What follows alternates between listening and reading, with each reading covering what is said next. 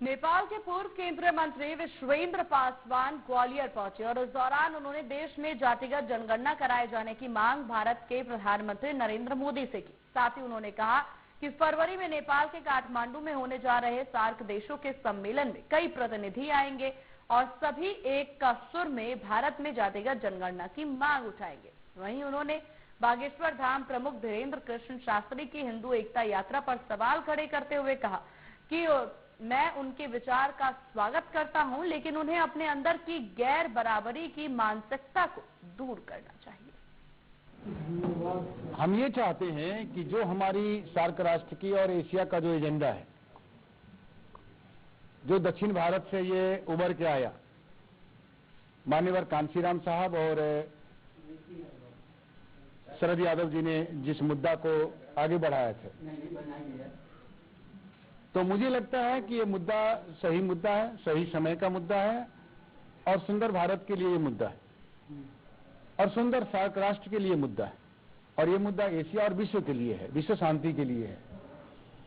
तो इस मुद्दा को सम्मानपूर्वक ढंग से आगे बढ़ाना चाहिए, लेना चाहिए और मेरा ये निवेदन है तो भारत और भारत के सरकारों से, भारत के राजनीतिक दलों से कि इस पे उसको संगीन लेकर के आगे बढ़ना चाहिए। किस मुद्दे की बात कर रहे हैं? जातीय जनसंख्या, सामाजिक न्याय की जो मुद्दा है, प्रतिनिधित्व का जो सवाल है, इसको लेके जाना चाहिए क्योंकि ये मुद्दा काफी दिनों से हमारे संज्ञान में है और हम इस मुद्दा को लेके चल रहे हैं। क्या चाहते हैं भारत सरकार से?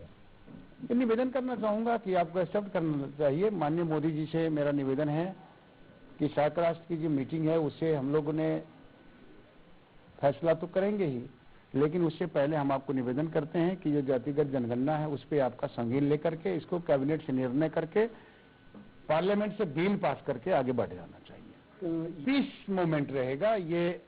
हम शांति बनाने के लिए, सुंदर देश और समाज बनाने के लिए, सुंदर व्यवस्था लाने के लिए, सभी का जो व्यवस्था है, जो गैर बराबरी है, उसको दूर करके हम मानवता का संदेश देने के लिए हमने काठमांडू में इस आयोजना का सोच बनाया।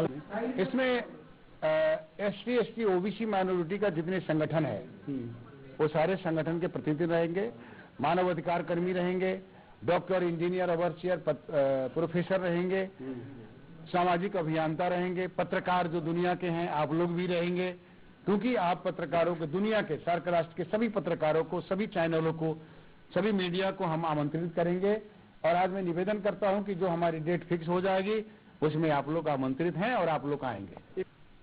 लेकिन उनके अंदर की जो गैर बराबरी की मानसिकता है उनको दूर करना चाहिए क्योंकि मानव अधिकार का रक्षा सबका रक्षा होता है और एक मानव को अधिकार मिले और दूसरे मानव को अनादर मिले।